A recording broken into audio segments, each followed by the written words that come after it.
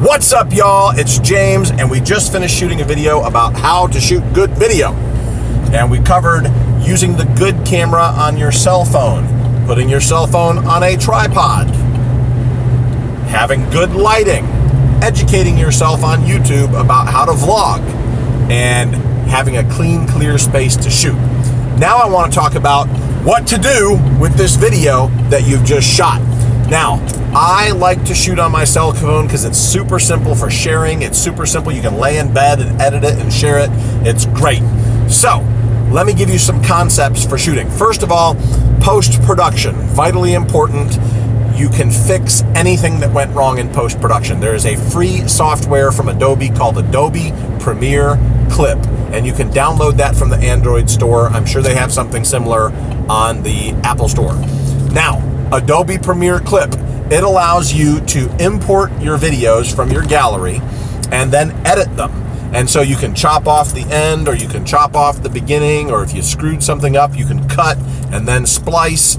And so Adobe Premiere Clip is absolutely a great program I recommend using if you're going to be shooting video with your cell phone. And so you should start using that right away. You should go out and download it right now. You should go out and shoot some video and start splicing them together and cutting them in half and bringing it together, putting music on it, whatever you want. Adobe Premiere Clip, I've shot vlogs in it that are like from one end of the day to the other end of the day.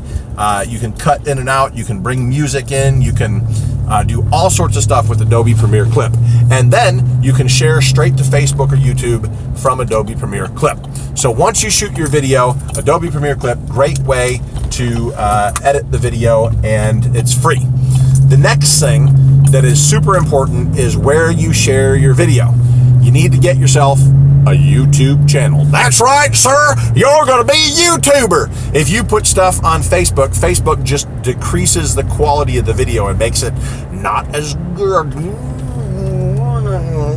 It's not as good. You'll hate it, and then like a year later, it'll be at really low resolution because Facebook doesn't care about saving your video, apparently. It doesn't matter to them at all. But YouTube cares a lot, and so they will take your video, they will take it and accept it in full 1080p, 4K, whatever you want, and they will keep it at that resolution for years, and you'll have it, and that'll be awesome. So once you've created your YouTube channel, you need to think about a couple things. To create your YouTube channel, you need to think about a couple things.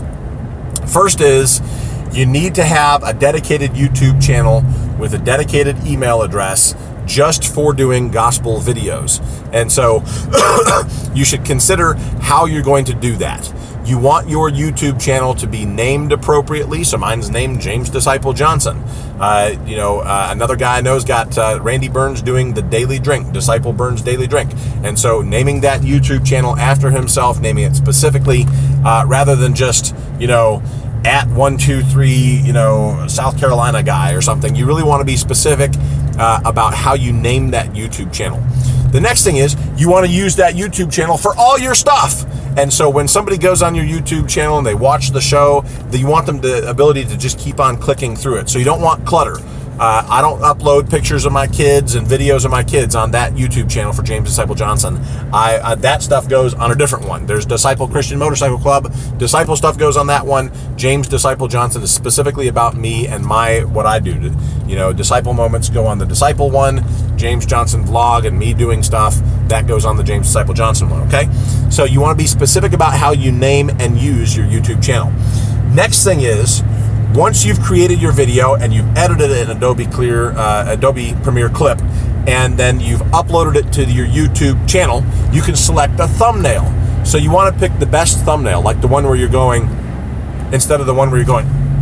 You know what I mean? You don't want to be your YouTube thumbnail. So make sure that you are selecting the right thumbnail. Now, once you've got it uploaded and it's on YouTube and it looks good, the last thing is you want to be able to share it somewhere. And so sharing it on your personal page is good, but your personal page may be private. You may have pictures of your kids that you don't want people commenting on. My personal page is becoming more and more locked down over time, and James Disciple Johnson Facebook page is where I'm sharing my videos. So there's nothing wrong with creating a Facebook page specifically for your public persona. Yes, God is going to make you a public persona. I know that you're not doing this for your glory. You're doing it for the glory of God. I get it. But God is also going to be using your personality and what you have to say and your training and the words that he's giving you to promote you within his kingdom, so that people will go, yeah, man, I watched the James Disciple Johnson channel, and I watched the Disciple Burns channel, and I watched the Disciple blah, blah, blah, blah, blah, blah, blah, blah, blah. All the people, because God has given us each a specific tone and a unique set of things to teach about.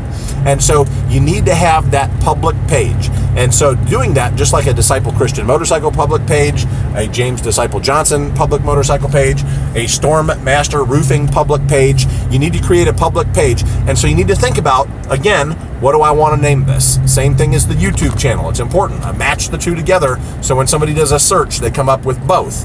And so that helps Google and Facebook put the proper search parameters in there. So I've got a James Disciple Johnson YouTube page. I've got a James Disciple Johnson Facebook page. Once I upload my file to YouTube, then I share it to James Disciple Johnson. And so James Disciple Johnson, the Facebook page, will share a James Disciple Johnson YouTube page and say, watch this video. And then from there, I can share that James Disciple Johnson public page onto my personal page, onto groups that I'm in, onto the Disciple Christian Motorcycle Club page. So you are your own unique person. And unless you are dead certain you're dead always going to be in Disciple Christian Motorcycle Club, I recommend that you don't use the Disciple name unless, again, you're dead certain you're always going to be here in this club, because God is giving you a word, but that word doesn't just end when you leave the club, if you ever do. And I hope you never do, but I do know the reality is that those things do happen, okay? So, something to think about. Going back to a little bit of recap. When we're shooting video, we want to use the best camera on our phone. We want it to be close to us, just like I'm only a couple feet away from this camera right now. We want it to be mounted somewhere, like a tripod, in this case a window mount. We want it to have great lighting, in this case natural lighting, but you could use studio lighting or whatever other kind of lighting you have. You want to educate yourself about how people do this, how does it work, what equipment do they use. And then you want to have a clean, clear space to shoot in. So no clutter. You want it to be a space as much as possible that's quiet and away from other people. And then once you've got your good, clear video, then you want to upload that in... I killed the camera. I killed the phone. Yes, okay. You want to upload, you want to edit that in Adobe Premiere Clip. You want to upload it to a YouTube channel, and then you want to share that to a public page that the Lord directs you to name appropriately for your devotional video ministry. Does this sound like a lot? Yes. Does it sound professional? Yes. But you're just a guy who's shooting a couple devotionals. Yes, but the Lord wants to use that, and he wants to promote you within the kingdom so that he can use you to speak into the lives of others. God's given you a unique word. And so he wants you to get out there and do it properly. All things decently and in order, the Bible says. Do things with excellence, man. This is the kingdom. You're a king's kid. You need to make sure that you're doing things appropriately the way a king wants them done. I'm James Disciple Johnson, and this has been, or hasn't been. It's been, it hasn't been, it seems like a disciple moment to me.